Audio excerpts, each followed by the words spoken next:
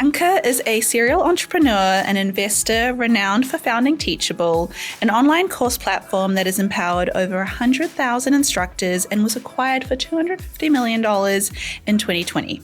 A UC Berkeley graduate in economics and computer science, he began his career developing Facebook apps before transitioning into edtech. He then launched Carry, a fintech startup focused on helping business owners build wealth through tax-advantaged accounts and investment strategies, and also founded Vibe Capital, love the name, a venture firm with over $100 million in assets under management, investing in early-stage startups. You're driven by your passion for democratizing access to education and financial tools, and I'm so excited to have you on the podcast. Yeah, thanks for having me. I have a question. Which Yes. AI model wrote that bio? Is it wrong? No, it's super accurate. I got my team to write it. I need to know. I didn't realize that you were making apps as a young student growing up. That was the first time I realized you could make money on the internet. I was 18 years old. I was interning at Amazon in Seattle. I knew no one. I didn't have a fake ID. I couldn't go out. I couldn't do anything for fun. But that coincided with the launch of the Facebook platform where you could build silly little quizzes and games and stuff. And by the end of that summer, I started, my first app was actually a fantasy cricket app, like a good Indian kid. But by the end of that summer, I started making, $20 a day, and it scaled all the way to tens of thousands of dollars a day before I graduated college. So that was fun. What was your childhood like? We get into childhood early on in Girls That Invest.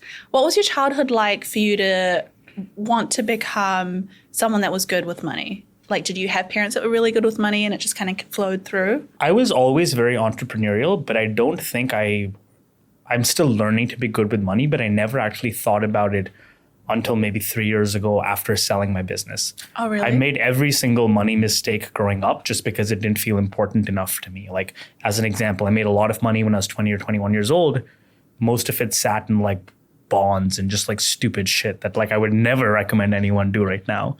So I only became interested in personal finance and money after selling my business. Until that point, I actually never really cared for it. What were the other mistakes that you made? So this is really bad. Hopefully this does not get me into trouble. But when I first moved to the US, I came here on a student visa. I made money online, but I didn't even realize you had to pay taxes on the money. So until the first 2 years I made money, I never actually paid any taxes because growing up in Oman, there's no taxes. Like, Really? It's insane. Imagine you get a paycheck, you keep 100% of it. And you just thought that that's what the rest of the world does? I thought that's what the rest of the world does. Then I spoke to an accountant when I was like 20 or 21. I had a couple of years. She looked at me like I'd done the worst thing in the world. Yeah, tax fraud. But either way, we paid everything up. Yeah. We wrote a letter to the IRS. We asked for, forgiveness on penalties. They actually granted it.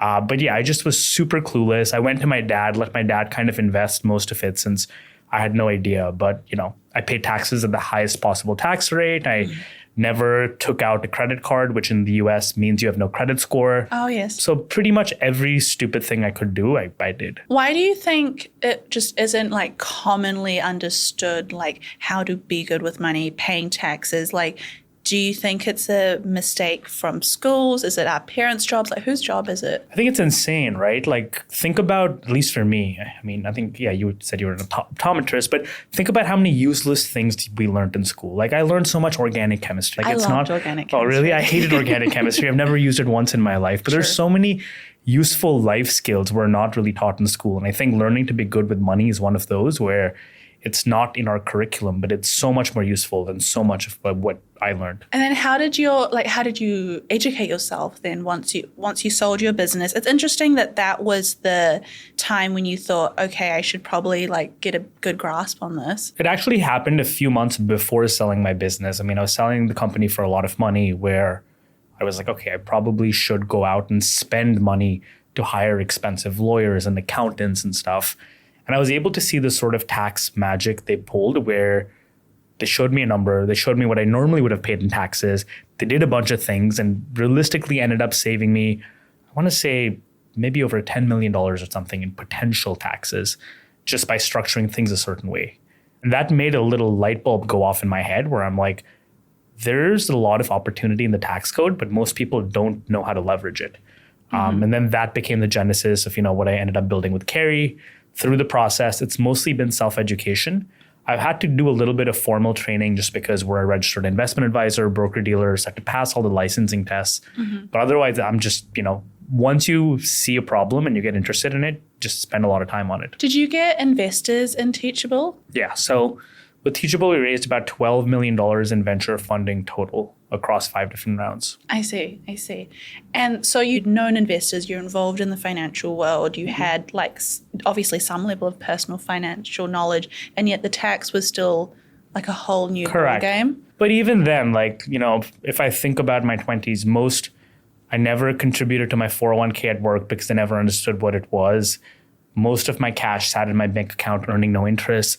I did everything now that I tell people not to do. So, it just didn't feel important to me. And to me at the time, and to be honest, maybe this was the right decision. I just felt like focusing on my business was the most important thing. And if my business succeeded, I would financially make a lot of money. And if my business did not succeed, it didn't really matter. Whatever little I would make by investing better didn't really matter.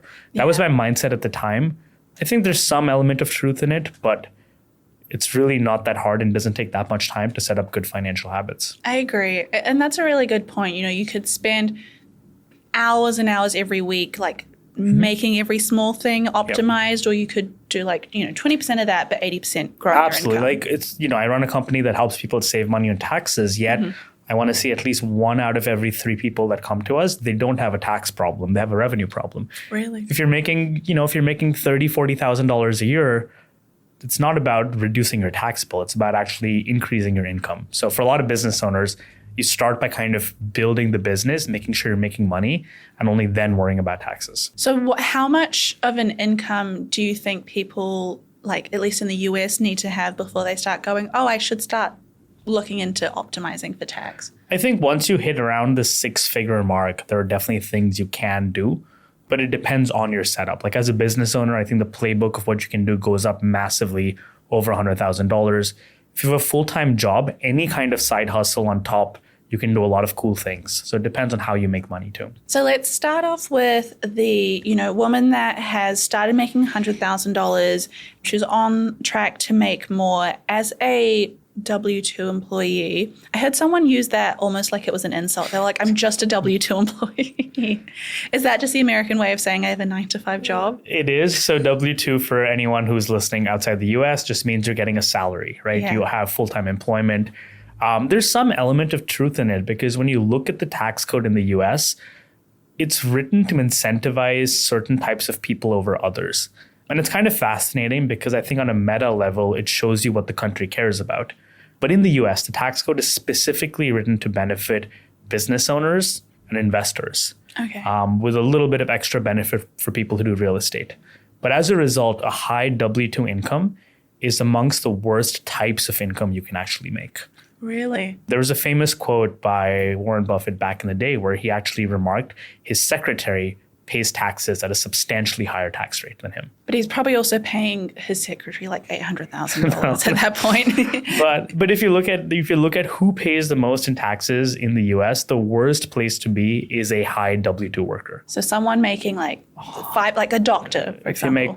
Correct. So doctors or people who work in tech, but if you're making $300,000 to $700,000 in W-2, you're potentially in the worst possible place unless you do kind of some more crazy exotic tax planning. And for those women in that place, because we do have a lot of audience members that fit into that category, what are some things they can do before we get into, the more creative stuff that business owners can do? Cool. So there's the basic stuff I think everyone should do is, one, in the US, I'm not sure how it is elsewhere, but you pay a lower tax rate on capital gains. Yes. So investing in general can help quite a bit. And when you're investing as well, most people start out by indexing the stock market by maybe buying a Vanguard fund or a market ETF. But once you get to the point where you have over 6 figures in the market, a lot of wealthy people use a strategy called direct indexing. And the way direct indexing works is instead of buying a single ETF, you buy all of the companies individually, but the benefit is more of them at any given point. Let's say the market goes up 10%. Behind the scenes, some companies have fallen, some companies have gone up. By owning every single position, you can actually sell the losing positions, rebuy them later. thereby harvests tax losses that you can use to offset other gains. Oh, interesting. So do you mind explaining that again? Correct. Just it's maybe a little complicated, yeah. so I'm happy to break it down. But when you buy, every single company, the volatility will mean at any given point, more of them are down. So there's all these platforms that will automatically harvest those losing positions, which would mean that sell it and then rebuy it after 30 days.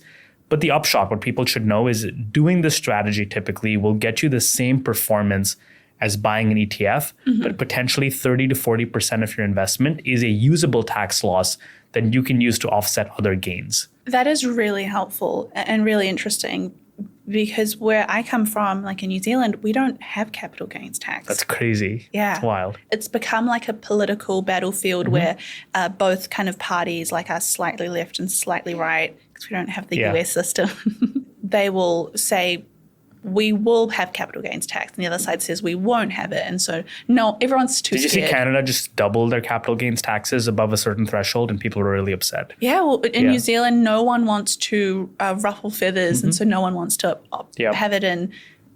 So that's a really helpful way. I'll give you an easier one than direct indexing. Direct indexing is something that is cool, makes sense above 6 figures, but a really easy one is a lot of high income earners keep their unused cash in a high yield savings account. Like a lot of finance influencers are like, don't let your cash sit in an account without, earning 3-4% interest. But if you're a high earner, chances are you're better off by investing in a money market fund that has tax benefits. In the US, there are special types of money market funds that either don't pay state taxes or federal taxes or both. So instead of making 3.5-4% today in a high yield savings account, these money market funds may get you a tax equivalent yield of 5 to 6, 7% even. That's another cool little optimization for high earners. Why does that exist? So again, going back into it. So the reason that exists is when you invest in US treasuries, the government deems them to be free of state and local taxes. When you invest in local municipal bonds, those are free of federal taxes.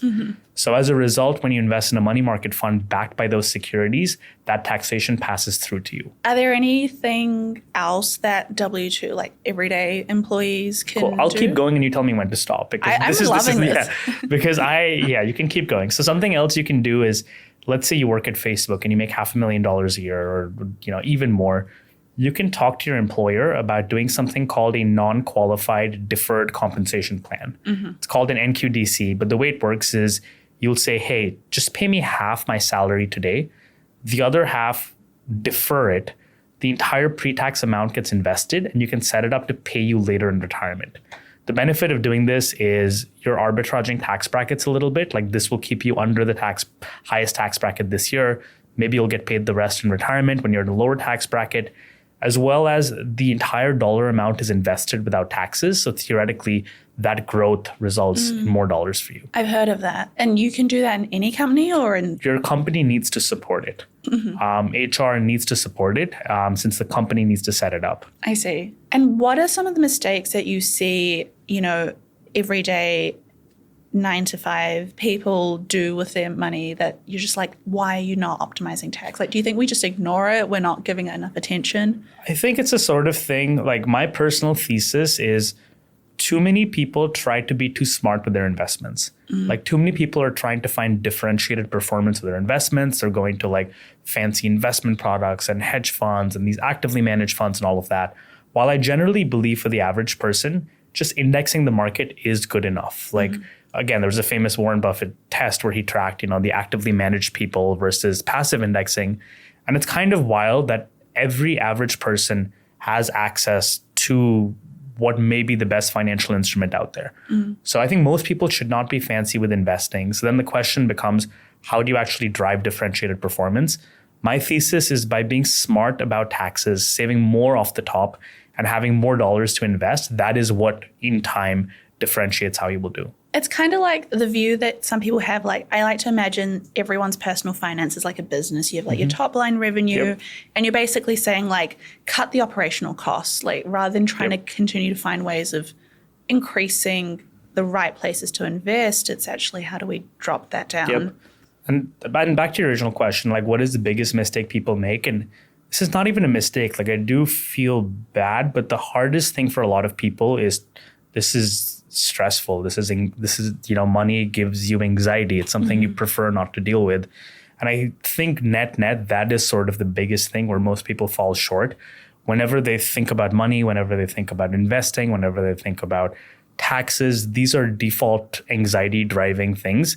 And you have a tendency to avoid them entirely versus kind of diving into it. But I think that's where, your message and your brand and your podcast is sort of coming at that side of it as well. Thank you. What do you find really works for people that have moved from their 9-to-5 jobs, kind of like your journey, and then gone into business? Like, it sounds like it's a lot more intricate, the ways that business owners can save tax in the US? Yeah, absolutely. So let's talk about physicians, for instance, because the way physicians work in the US is kind of wild because you go through making no money for the longest time ever. Like, again, I have college roommates who are now successful surgeons, but they make basically no money till their late 30s. And then you automatically go to making potentially 7 figures a year. And as a result, you won't have a lot of catching up to do, but you also don't want to pay taxes at the highest possible rate. So what most physicians end up doing is they move to a hybrid sort of structure where they have a W-2 job, which may make them $500,000 a year, but then they'll start having 1099 income, which is just contractor income as a business owner for hundreds of thousands of dollars a year.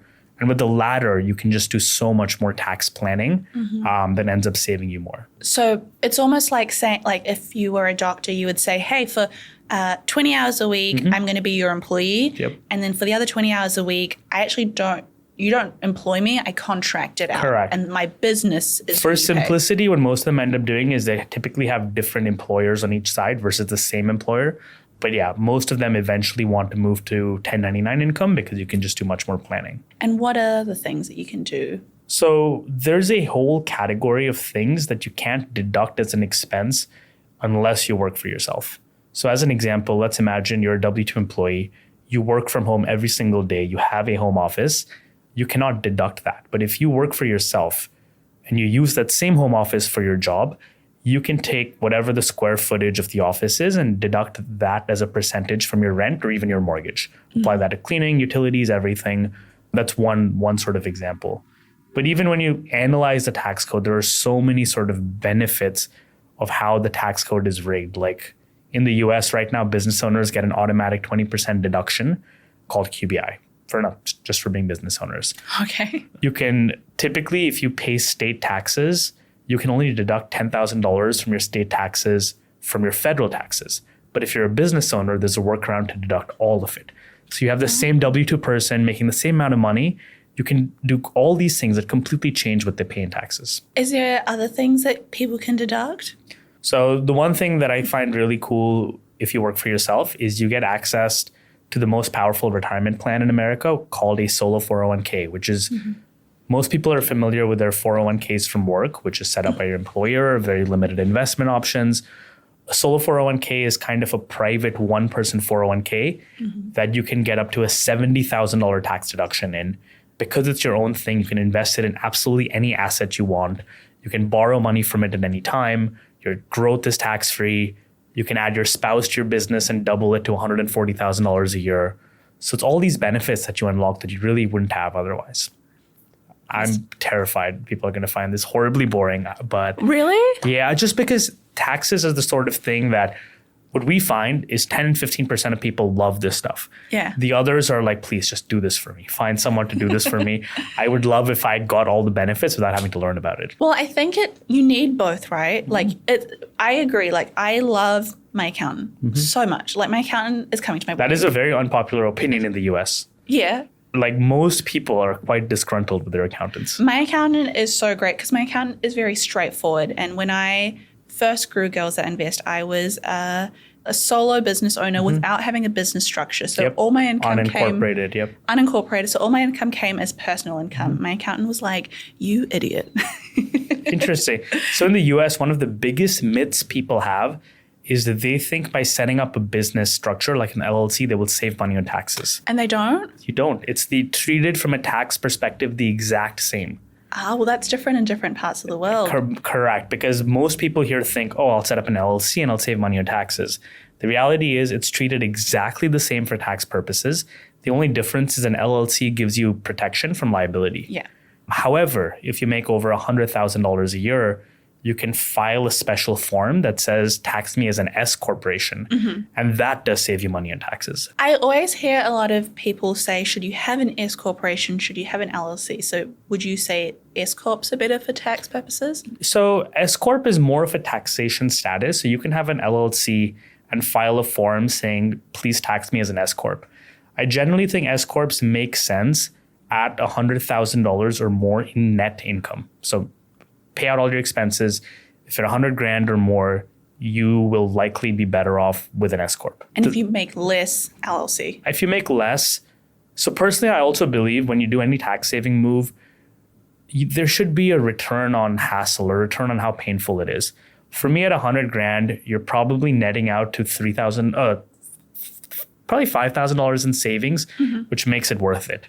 At $80,000, you may save $1,000, but an S corp is more painful. You have to do more work. I see. So it's not worth it. So my personal threshold is $100,000, but it varies by individual. I see. So it's not them saying it. It's more of what you've found. I'd love to chat a little bit about your thoughts on inheritance tax and if you have ways that you think about it, in the future, if you were, to have kids or pass it on to like your nieces and nephews, how should we think about inheritance tax? Yeah.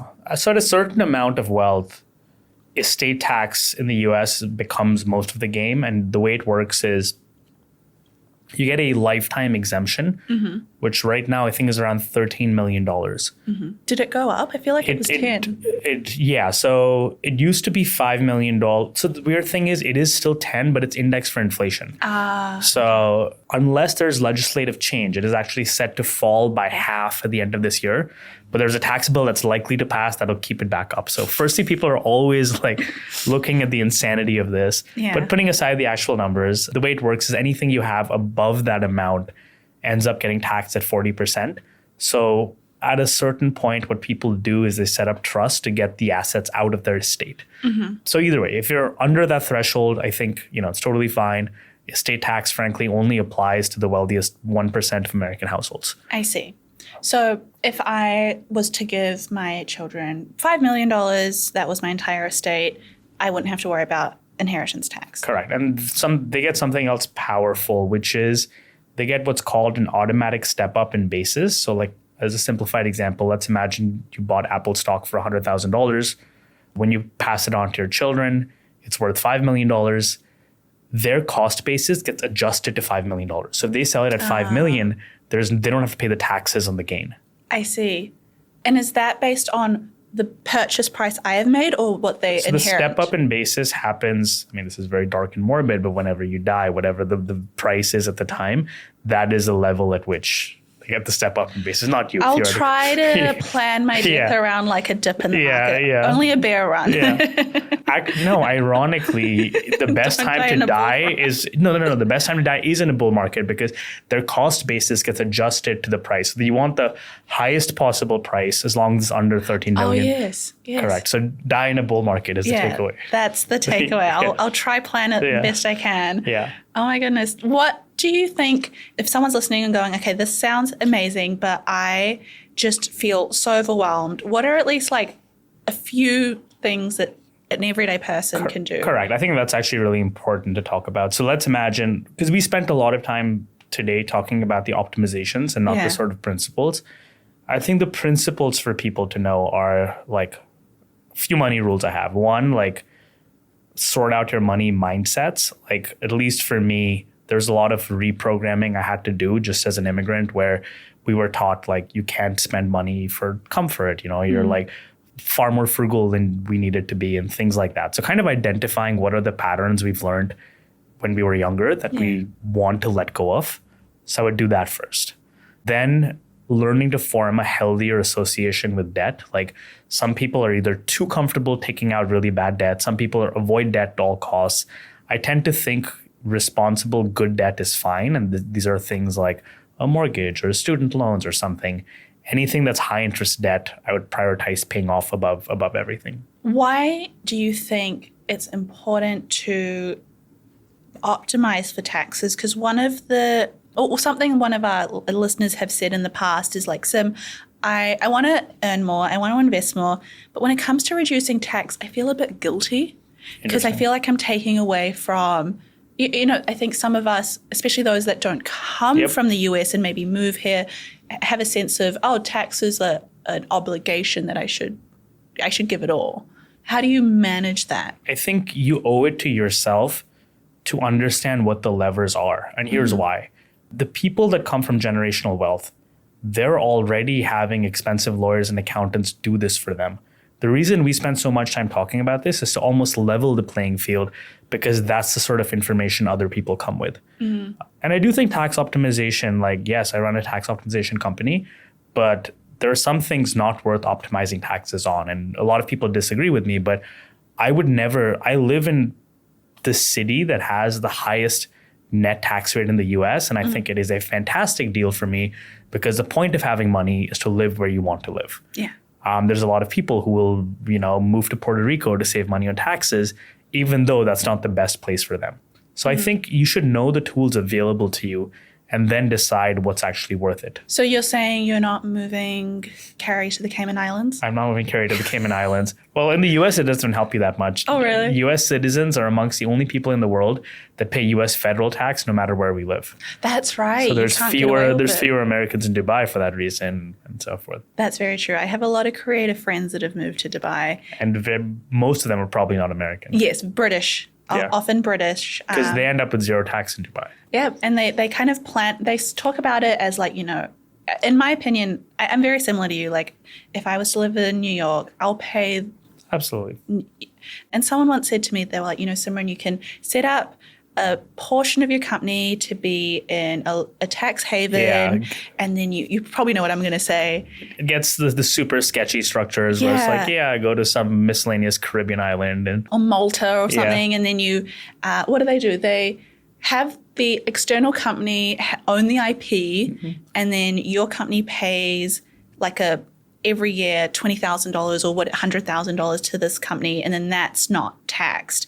It's kind of like WeWork when they pay themselves. Whenever you have to draw your structure on a napkin, that's when things are bad. Yeah. In the US too, we see this sometimes where we deal with people that want to give up their US citizenship or residency, which seems insane to me because I'm so grateful for everything the country has given me. But we see all these digital nomads and expats that want to give up their US passport, pay an exit tax to not pay US taxes. And again, to me, it's the other way around. Like, I think you live your best life. And the expression people use in the space is don't let the tax tail wag the dog.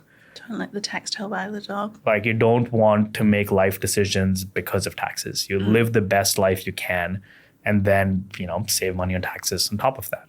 I think that's very healthy. It's like finding a balance between like, you should optimize for taxes, but you also, are happy to pay your healthy amount and not be like 51% of the time living in another state just to... The people I know, this is a correlation. It may not be causative, but some of the unhappiest people I know are those that like stress about mitigating every last dollar in tax. That's not where you want to be. And for those that are listening and going, okay, I actually completely agree with this and I just want more information, where can we learn more about tax optimization through your work? Yeah, absolutely. I run a company called Carry.com. Our goal is to build tools and services that do this for people on autopilot. The way I look at it, we're 2.5 years into what could be a 10, 20-year journey. But right now, we let people do one-person 401k plans. We have a smart cash product that finds the best money market fund for people, and we're constantly adding new stuff. And you have a lot of resources, and you've got your Dumb Money newsletter, Silly Money. Wow, that was a Freudian slip. I love it. Not the movie. I love it. Yeah. Silly Money newsletter. Silly Money newsletter, sillymoney.com, where I talk about a lot of personal finance topics and tax optimization. Thank you so much for your time. I love talking about taxes. Yeah. I wish we could have talked about this longer. Yep. We'll have to have you back on the show. Yep, would love that. Thanks for having me.